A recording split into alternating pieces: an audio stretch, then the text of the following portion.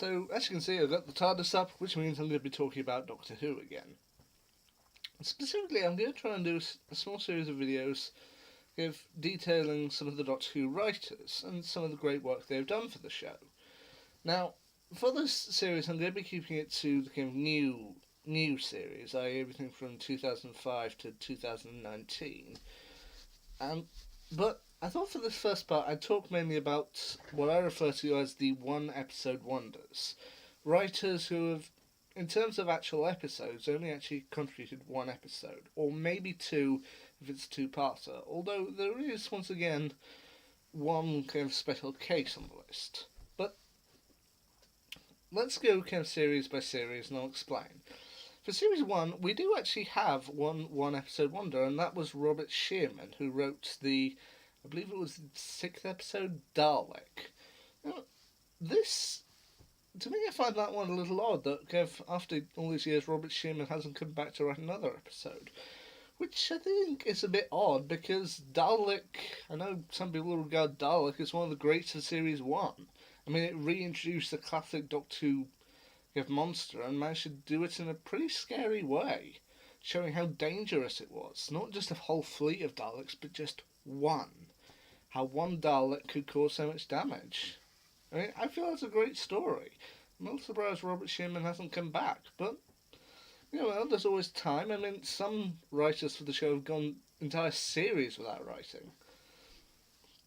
The next one episode wonder is Matt Jones, who wrote the Series 2 episode The Impossible Planet and the Satan Pit. Well, story.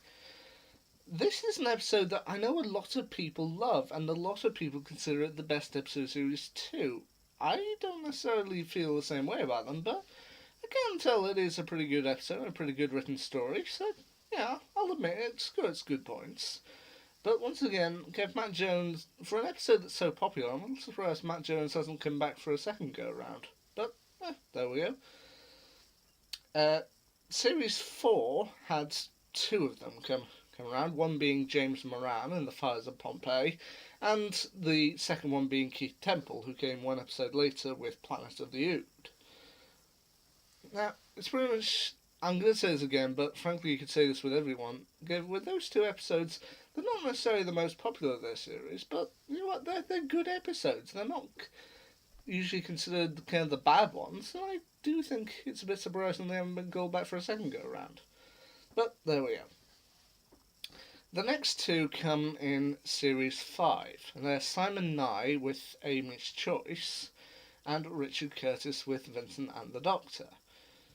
Richard Curtis, I can't find the stranger out of the two. I mean, Simon Nye did a good job with Amy's Choice, but Richard Curtis, I can really feel kind of strange he hasn't been invited back again, because I've heard a lot of people say, if you ask around a lot of Whovians kind of what their kind of favourite episode or what the best episode is, one of the usual ones that will be in contention is Vincent and the Doctor.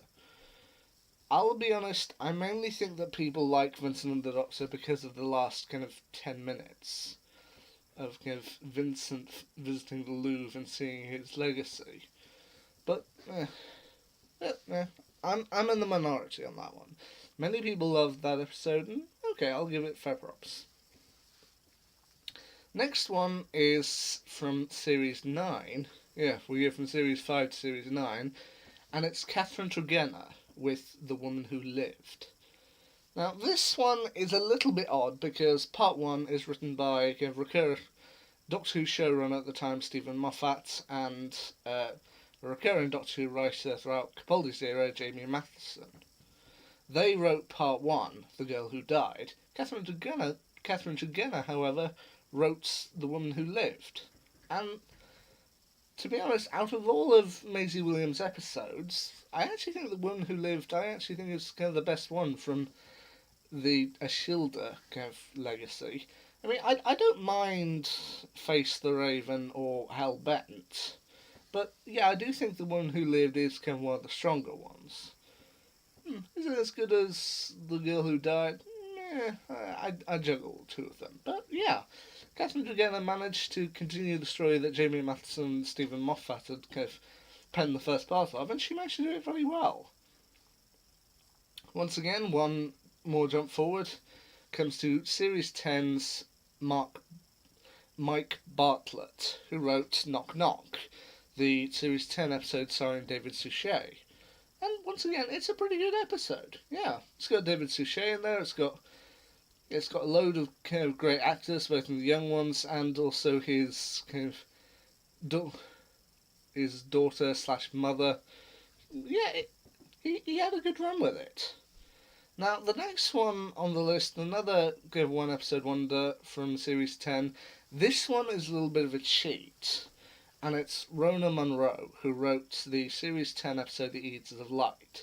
The reason why this is a cheat was because I wasn't aware, until recently, that she had actually written for Doctor Who before. Going back in the classic era days, she had actually written what turned out to be Sylvester McCoy's last episode, Survival.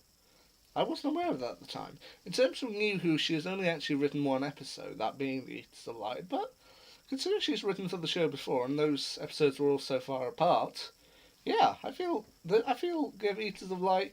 I don't think Eaters of Light is the strongest episode, but yeah, I admit it's good. Now the problem that I've got with the others is that with all the ones remaining on the list, they're all from Series 11, which isn't necessarily a bad thing. Series 11 I actually thought was quite good, but the thing about Series 11 and one episode wonders with these writers is that they may not remain one episode writers for long. Pretty soon with Series 12 coming up, they may turn in more scripts. They may become writers for more episodes. So take these last few with a pinch of salt. Mallory Blackman, she wrote Rosa. Now Mallory Blackman sort of had written for Doctor Who before, as I believe she wrote the 12th Doctor story Lights Out for the 12 Doctors 12 Stories pack. Yeah, and I personally feel that Rosa was the best episode of Series 11. I know a lot of people say another one that is on the list, but we'll get to that.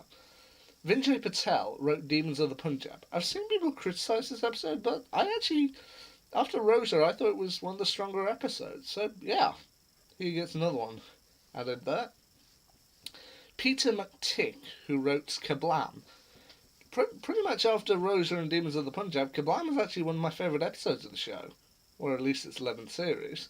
So, yeah, I actually feel he did a good job with that one. Joy Wilkinson wrote The Witchfinders.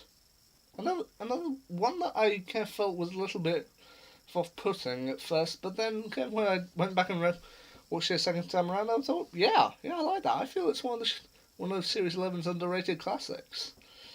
And finally, Ed Heim with It Takes You Away. This, I admit, this is an episode that for a while everyone considered the best episode of Series 11. I didn't, personally. I kind of watched it the first time round and was kind of a little bit confused by it. I mean, it's got the Doctor talking to a sentient universe in the form of a frog. That to me just felt weird, but after watching it through kind of twice more times, I grew to really like that episode. I don't necessarily think it's one of the best of Series 11. That one would probably go to either Rosa or Demons of the Punjab, but It Takes You Away, I admit, I grew to like it more. So there you go, the one-story wonders. Writers who've only written one story for the show over the years, or at least from 2005 to 2019. Soon we'll be moving. There were actually a lot more who had written only about 2 stories, but yeah, well, we'll get to those. Anyway, for the time being, Alonzi.